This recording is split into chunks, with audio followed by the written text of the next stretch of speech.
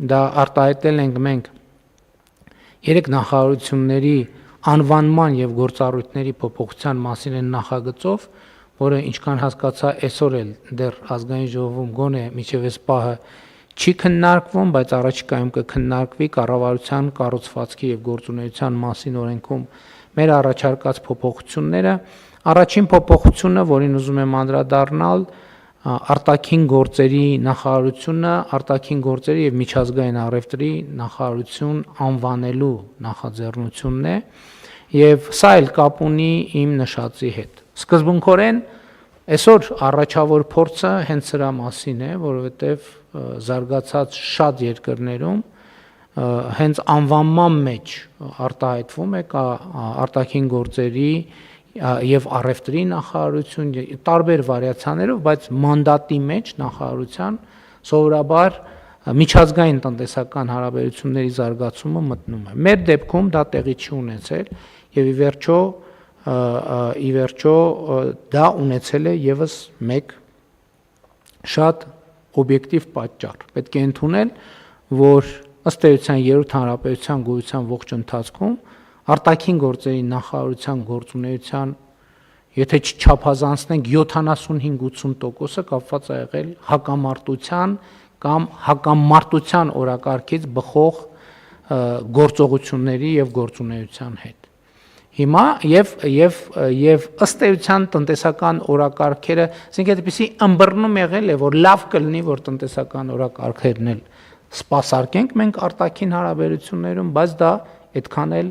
չի ստացվել, այդ թվում իմ նշած օբյեկտիվ պատճառով։ Հիմա մենք այս գործունեության այս ուղղությունը պետք է շատ ակտիվացնենք, մանավանդ որ լավ է մենք դեսպանատների բավականին լավ ցանց ունենք, իհարկե մեր օրակարգերին զուգահեռ այդ ցանցերը մենք զարգացնում ենք եւ կզարգացնենք, բայց տնտեսական գործունեությունը, միջազգային տնտեսական կապերը պետք է լինեն մեր դեսպանատների եւ ընդհանրապես մեր դիվանագիտական ծառայության ամենօրյա աշխատանքային օրակարգի մեջ։ Մենք իհարկե կաշխատենք եւ նաեւ առևտրային կցորդների ինստիտուտը կհասկանանք այս նոր համակարգի մեջ, որտեղ ենք տեղադրում եւ ինչ տրամաբանությամբ եւ ինչ մանդատով, բայց ընդհանուր առմամբ կարծում եմ սա կարեւոր հայեցակարգային փոփոխություն է, որի մասին խոսելու առիթներ նախկինում ունեցել ենք եւ առաջիկայում էլ կունենանք։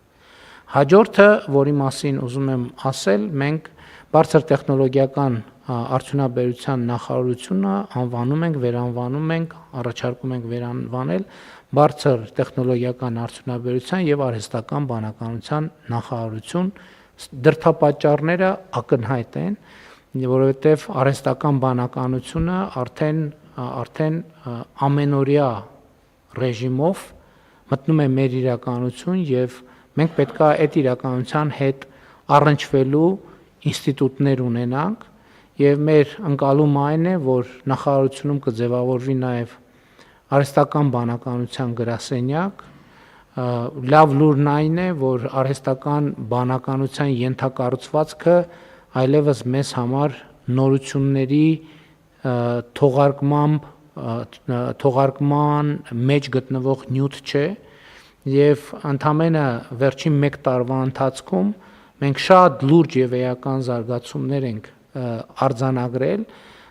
որովհետեւ մենք այսօր արդեն ունենք հանրապետությունում 3 սուպեր համակարգչային կենտրոն, որոնցից 2-ը արհեստական բանականության գործարաններ են բայց շարունակությունը ավելի կարեւոր է։ Այն մտադրությունները եւ ծրագրերը, որոնք արդեն հաստատել են ներդրողները մեզ հետ կառավարության հետ եւ նախարարության հետ, դա մեզ ստիպում է մտածել, որ մենք այս ոլորտում հատկապես մեր աշխատանքի տեմպը եւ ծավալները պետք է փոխենք։ Այստեղ գալիս է մեկ ուրիշ մարտահրավեր, որը վերաբերվում է մեր էներգետիկ ռազմավարությանը, որովհետեւ եթե հիմա մենք օրինակ 4 տարի առաջ կամ 3 տարի առաջ կամ նույնիսկ 2 տարի կամ նույնիսկ տարի ու կես առաջ մենք չենք կարող իրատեսորեն նման զարգացումներ կանխատեսել, բայց հիմա մենք տեսնում ենք, որ արհեստական բանականության ոլորտը Հայաստանում մեծ տեմպերով աճելու է, սա նշանակում է, որ մենք էներգետիկ էլեկտրական էներգիայի սպառման վերաբերյալ մեր պատկերացումները եւ արտադրության վերաբերյալ մեր պատկերացումները պետքա վերստուգենք, ինչքանով է դա համապատասխանում այն նոր միջավայրին, որը ձևավորվում է, որովհետեւ սուպեր համակարգչային կենտրոնները ծախսում են այնքան էլեկտրական էներգիա, ինչի վերաբերյալ մենք դեռ չենք էլ պատկերացնում ծավալները, որովհետեւ պրոգրեսիվ աճ կարող է տեղի ունենալ էլեկտրական էներգիայի սպառման եւ մենք այս ուղղությամբ պետքա շատ ակտիվ աշխատենք եւ արդեն աշխատում ենք։ Եվ երրորդ փոփոխությունը կապված է նախարարության անվան հետ, որը էլի հայեցակարգային խորք ունի, աշխատանքի եւ սոցիալական հարցերի նախարարությունը մենք առաջարկում ենք վերանվանել աշխատանքի եւ բարեկեցության նախարարություն։ Ինչն է այստեղ հայեցակարգային նրբությունը, որի մասին իմիջայլոց այս դահլիճում բազմիցս խոսել ենք, մեր իրականության մեջ աշխատանքը ասոցացվում է չարչարանքի հետ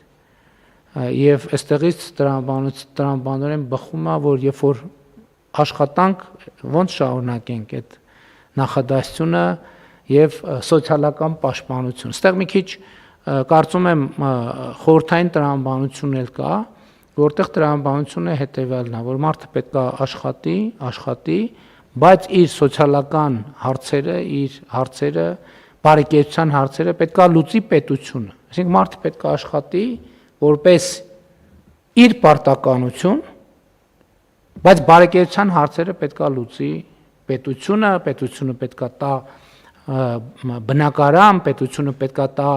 հանգստյան տան ուղեգիր եւ այլ ավտոմեքենա եւ ամեն ինչ։ Էլի մենք խոսել ենք, մենք կարծում ենք, որ մենք աշխատանքը պետք է անցալենք որպես բարեկեցության գործիք եւ ընդհակառակը Հայաստանի Հանրապետությունում բարեկեցություն հասկացությունը եւ բարեկեցություն հասնելու մոդելը պետք է լինի հետեւյալը.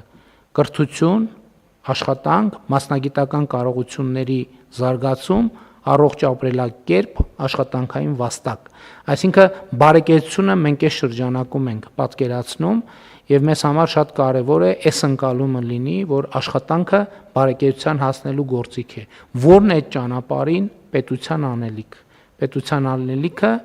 եթե հենց այս տրամաբանության մեջ նայենք, մարդուն օգնելը, որ աշխատանքի շուկայում ինքը լինի հնարավորինս ավելի մրցունակ եւ այստեղ իհարկե բազային համակարգը կրթության համակարգն է, նախադպրոցական կրթությունից սկսած, բայց շատ կարեւոր է, որ մենք աշխատանքը եւ կրթությունը ընկալենք որպես ցկյանս գործընթաց։ Առավել եւս արհեստական բանականության զարգացման տրամաբանությամբ համաշխարհային նոր պրոբլեմայի հայտ գալիս։ Դա աշխատատեղերի կրճատումն է, որովհետեւ արհեստական բանականությունը ըստ էության անում է տասնյակ, հարյուրավոր, երբեմն հազարավոր մարդկանց գործ։ Եվ մասնավոր հատվածը մասնավորապես ոչ մի կասկած չկա, որ ծախսերի կրճատման տրամաբանությամբ գնալու է այս ուղղությամբ։ Ինչպես ենք մենք այս մարտահրավերի հետ առնչվելու։ Սա շատ կարևոր աշխատանք է, որը մենք պետք է անենք, հասկանալու համար, թե նախ այնտեղ, որտեղ մենք արհեստական բանականության զարգացման եւ կիրառման ձևերը կարող ենք կարգավորել, մենք պետք է կարգավորենք այնպես, որ ոչ թե արհեստական բանականությունը փոխարինի մարդուն, այլ արհեստական բանականությունը օգնի, որպեսզի մարդը ավելի արդյունավետ աշխատի։ Այսինքն մենք չպետք է, ամենայն դեպս մենք պետք է ջանք գործադրենք մեր մասով, որպեսզի արհեստական բանականությունը մարդուն կյանքից դուրս չթողի։ Եվ սա լրջագույն մարտահրավեր է եւ այս առումով մենք շատ լուրջ անելիք ունենք։ Իհարկե առանց գլոբալ գիտելիքի հետ հաղորդակցվելու մենք դա չենք կարող անել, եկեք չփորձենք բարձրանալ ինքներս մեզ գերագնահատել, որ մենք առանձին վերցրած Հայաստանի Հանրապետությունում այդ հարցը կարող ենք լուծել, բայց Հայաստանի Հանրապետությունում կան առանձնահատկություններ, որոնք մենք մեր կարգավորումներով կարող ենք մեր ազդեցությունը ունենալ, իհարկե նաև աշխարհի process-ներին համընթաց շարժվելով։ Եվ մեր գաղափարաբանության մեջ ի վերջո այս ամենը ամփոփվում է հետևյալ մի բանաձևով, որը հնչում է հետևյալ կերպ. պետությունը պետք է ուժեղացնի մարդուն, մարդը պետք է ուժեղացնի պետությանը։ Սա արտահայտվում է մարդուն ուժեղացնելով կրթությամբ, աշխատանքի շուկայում եւ կյանքում ինքը իր բարեկեցությունը վաստակելու ճանապարհին, եւ երբ որ մարդը ինքը իր բարեկեցությունը վաստակում է, ակնհայտ է, որ ինքը դրանով արդեն ուժեղացնում է պետությունը, որովհետեւ այդ բարեկեցությունը նշանակում է աշխատանք, այդ բարեկեցությունը նշանակում է վճարված հարկեր եւ այլն, եւ այսպես շարունակ սրանից բխող տրամաբանությամբ։ Իհարկե կրթության մասին խոսեցի եւ ելի շատ ենք խոսել կրթության մասին եւ ելի ուզում եմ ընդգծել, որ կառավարության ծրագրում առանցքային է ընկալումը, որ կրթությունը մեզ համար ռազմավարությունների ռազմավարություն է։ Մեր ընկալումը հետեւյալն է. չկա որևէ բան, որ հնարավոր է անել ավելի լավ առանց կրթության։ Ուղղակի չկա այդպիսի բան, որտեղ ուզում է լինի, որ ոլորտում ուզում է լինի եւ ընդհակառակը պետական կառավարման համակարգում սա հատկապես կարևոր է։ Մենք ամեն օր պետք է առերեսվենք այս խնդրի հետ, որ մենք ամեն օր բոլորս մեր կրթությամբ պետք է զբաղվենք։ Եվ նաև մենք կատարողականի հիման վրա վարձատրության նոր համակարգը ներդնելիս եւ ներդրման մեջ մեր կարևոր մոտիվացիաներից մեկը այն է, որ մենք այնտեղ մեխանիզմներ ենք ստեղծում, որպեսզի պետական պաշտոնյաները կրթության այս անհրաժեշտությունը ոչ միայն գիտակցեն, այլև այս համակարգով իրենք որոշակի խթաններ ստանան իրենց կրթության վրա ներդրում անելու։ Բայց այստեղ մի կոմպոնենտ, որը մենք պարտադիր պետք է ավելացնենք, որովհետև եթե այդ կրթության լավ կատարողականը եւ կրթությամբ զբաղվելը պետք է նաեւ բերի որոշակի պայմանական ասած բոնուսներ, կրթությամբ չզբաղվելը պետական պաշտոնյայի համար պետք է բերի մալուսներ։ Այսինքն, եթե մենք տեսնում ենք, որ պաշտոնյան ինքը իր կրթությամբ չի զբաղվել, մենք չենք տեսնում, որ պաշտոնյան կրթությամբ իր կրթության ուղղությամբ ծախսեր է արել, հետեւյալ համապատասխանաբար այդ վճարման համակարգը պետք է սկսի հետ աշխատել։ Այսինքն պետք է նվազի վարձատրությունը այն տրամաբանությամբ, որ պաշտոնյան չի օգտվել այդ հնարավորությունից եւ ներդրում չի արել իր կրթական խնդիրներ, ոչ թե խնդիրները, իր կրթական ցենզը շարունակաբար բարձրացնելու համար։ Հարգելի գործընկերներ, մենք աշխատանքային մակարդակում քննարկել ենք, բայց ուզում եմ այստեղ էլ հատուկ ընդգծել, որ մեր գաղափարաբանության, մեր հայեցակարգերի, մեր տեսլականի, պետության ամրապնդման, որը մենք ձևակերպում ենք որպես նոր որակի պետություն եւ պետության վերելք, եւ դա ծրագրում արձանագրված է որպես մեր կարևոր անելիք եւ հայեցակարգային մոտեցում, այս համատեքստում մենք շատ կարևոր ենք համարում, որպեսզի կառավարությունը նպաստի սոցիալական կապերի եւ սոցիալական շփումների ամրապնդմանը։ Մենք երբեմն դա չենք նկատում, բայց ժամանակների փոփոխությունը իր հետ բերում է սոցիալական կապերի թուլացում եւ սոցիալական, եթե կարելի ասել, դեզինտեգրացիայի որոշակի վտանգներ են առաջանում։ Սա կապված է մի քանի հանգամանքների հետ, օրինակ խորհրդային ժամանակներում շատ սովորական բաներ, երբ որ ցանկացած մարդ, ցանկացած ժամանակ կարող էր գնալ ցանկացած այլ մարդու տուն, օրինակ, եւ դա տարօրինակ չէր թվա ոչ մեկին։ Բայց հասկանալի է, որ ժամանակի բերումով այս տրամաբանությունը փոխվում է, բայց սրան ավելանում է այն, որ սոցիալական անմիջական շփումը հայտնվել է լրջագույն մարտահրավերի ներքո սոցիալական ցանցերի զարգացման բերումով։ Այսինքն երբեմն հիմա ընտանիքի անդամները իրար հետ մեսենջերներով ավելի շատ են շփվում, քան թե իրար տեսնում են, բայց ինչ ենք մենք առաջարկում այս տրամաբանությամբ։ Մենք առաջարկում ենք, որ պետությունը սոցիալական անմիջական շփման հարթակների վերաբերյալ ունենա հայեցակարգային մոտեցումներ եւ զարգացնենք մենք սոցիալական անմիջական շփման հարթակները։ Ինչ նկատի ունենք։ Իմիջիալոց ասեմ, այդ process-ները արդեն իսկ գնում են, հանրությունը ինքը ինքնակազմակերպվում է եւ ինտուիտիվ այդ ուղղություններով շարժվում է։ Մշակութային կյանքը օրինակ սոցիալական շփման եւ սոցիալական կապերի ամրապնդման շատ կարեւոր հարթակ է։ Հոգեվոր կյանքը սոցիալական կապերի ամրապնդման եւ սոցիալական շփման շատ կարեւոր հարթակ է եւ մշակույթի ոլորտում մենք տեսնում ենք, որ զարգացումներ կան եւ մենք այդտեղ նաեւ նորություն չի, ունենք ծրագրեր ռազմավարական, որոնք իրականացնում ենք։ Ես կարծում եմ, որ մենք պետքա լրացուցիչ կոմպոնենտներ ավելացնենք կամ արդեն իսկ մեր որդեգրած ծրագրերը ավելի ուժեղացնենք եւ ընդլայնենք։ Մասնավորապես տարիներ առաջ մենք երիտասարդական կենտրոններ ստեղծելու այդ գաղափարն ենք ներդրել եւ իրականացնում ենք։ Հիմա մեզ պետքա ավելի շատ կենտրոնանալ այդ թեմայի վրա։ Հաջորդը, որի մասին կուզենայի նշել, էլի մենք պլանավորել ենք գրադարանների վերափոխման եւ նոր գործառույթով օժտելու ծրագիր հայեցակարգ եւ մենք կարծում ենք, որ մասնավորապես խրախուսել ընթերցանության ակումբները եւ էլի նման ծրագրեր, որոնք մարդկանց կօգնեն եւ կհրավիրեն առանց սմարթֆոնների շփման, մենք պետք է այդ հարթակները խրախուսենք։ Ես լավ լուրն է նա, որ իմիջիալոց էսել է բան արած հանրության կողմից կամ պարտադրված կամ ի ցույց դրված։ Ես օրինակ մեր գործընկերները կվկայեն,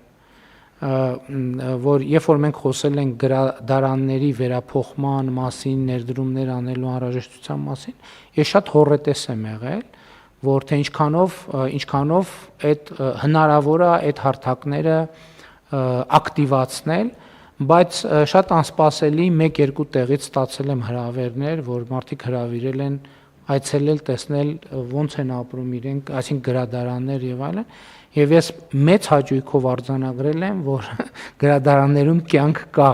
եւ դա շատ կարեւոր նորություն է եւ մենք հիմա պետքա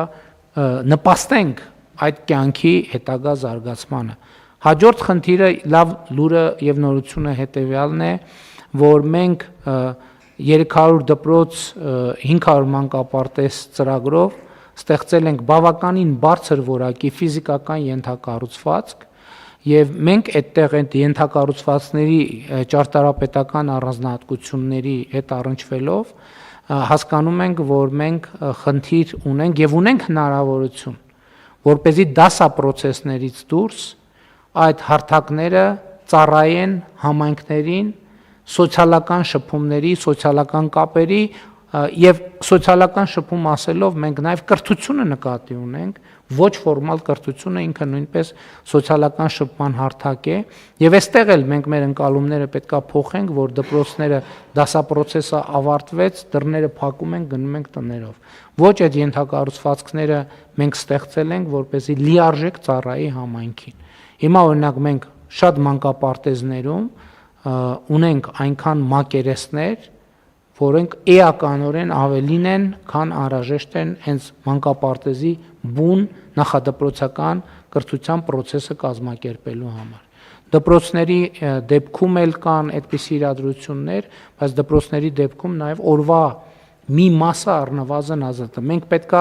այդ ընկալումն էլ փոխենք եւ համայնքը պետքա դպրոցներում ապրի։ Դպրոցները պետքա դառնան համայնքային կենտրոններ։ Այդ թվում մարզական ենթակառուցվածքները եւ այլն եւ այսպես շարունակ։ Այս ամեն ինչը ասում եմ, որ մենք այդ խնդիրը չանտեսենք եւ չթերագնահատենք։ Մենք պետք է ամեն ինչ անենք ինքներս մեզ սմարթֆոններից հանելու եւ իրական կյանքում մարդու հետ հանդիպելու հնարավորություններ ստեղծելու եւ զարգացնելու, իհարկե չակնկալելով որևէ մեկի ձեռքից իր սմարթֆոնը վերցնել կամ դրա օգտագործման հնարավորությունները սահմանափակել, չնայած գլոբալ process կա կապված անչափահասների հասանելիության հետ, այդ թվում սոցիալական ցանցերի, մենք ծրագրում դրան ենք անդրադարձել եւ հետագայում ավելի մանրամասն կքննարկենք, թե ինչ պիտի անենք, եւ այս առումով չափազանց կարեւոր եմ համարում նախընտրական շրջանում երեխաներին տված մեր խոստման ճշգրիտ իրականացումը, իսկ այդ խոստումը նրա մասին էր, որ մենք առաջիկայում հանրապետությունում կունենանք առնվազն 100 կոմբինացված խաղահրապարակներ, ներառյալ համայնքային լողավազանները, որի պիլոտային օրինակը մենք Իջևանում արդեն ստեղծել ենք, եւ սա էլ շատ կարեւոր մի ծրագիր է, մանավանդ կրթահամալիրների մեր ծրագրի հետ պետք է մենք անպայման ինտեգրենք այս ծրագիրը, որպեսզի խաղահրապարակների ճիշտ ցանց ունենանք Հայաստանի Հանրապետությունում, որոնք դպրոցներում արդեն արկա խաղահրապարակների հետ ամբողջական ծածկույթ ապահովեն Հայաստանի Հանրապետությունում, որպեսզի երեխաներն էլ իրենց հերթին սմարթֆոնից դուրս գործողություններ իրականացնելու ժամանց ունենալու հնարավորություն ունենան, իհարկե սրան զուգահեռ նաև 100 արտադպրոցական հաստատությունը շատ կարևոր եմ համարում, խոսքը վերաբերում է մարզադպրոցներին, խոսքը վերաբերում է արվեստի դպրոցներին, խոսքը վերաբերում է երաժշտական դպրոցներին, այսինքն ֆիզիկական կյանքի առանց պայքարելու վիրտուալ կյանքի դեմ, որովհետև դա բացարձակապես անիմաստ գործ է, անհրաժեշտ է ֆիզիկական կյանքի հնարավորությունները եւ ենթակառուցվածքները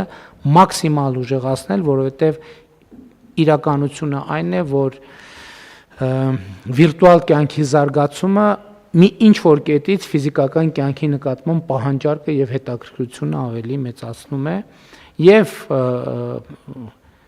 ելնելով այն կանխավարկածից, որ ազգային ժողովումը մանրամասն քննարկում տեղի ունենալու, ուզում եմ ընդգծել առողջության ապահովագրության համակարգում մեր առաջիկա անելիքը, այդտեղ մենք խնդիր ունենք 2029 թվականի դրությամբ ամբողջ բնակչության հանրապետության ներառել առողջության ապահովագրության համակարգում։ Այդ ուրիշ հարց է ապահովագրության համար որ դեպքում ով կվճարի։ Բայց նաև կարևոր է, որ առողջապահության համընդհանուր ապահովագրությունը իրոք դառնա համընդհանուր եւ մենք հանրապետությունում չունենանք մարդ, ով դուրս է մնացել առողջության ապահովագրության համակարգից։ Հարգելի գործընկերներ,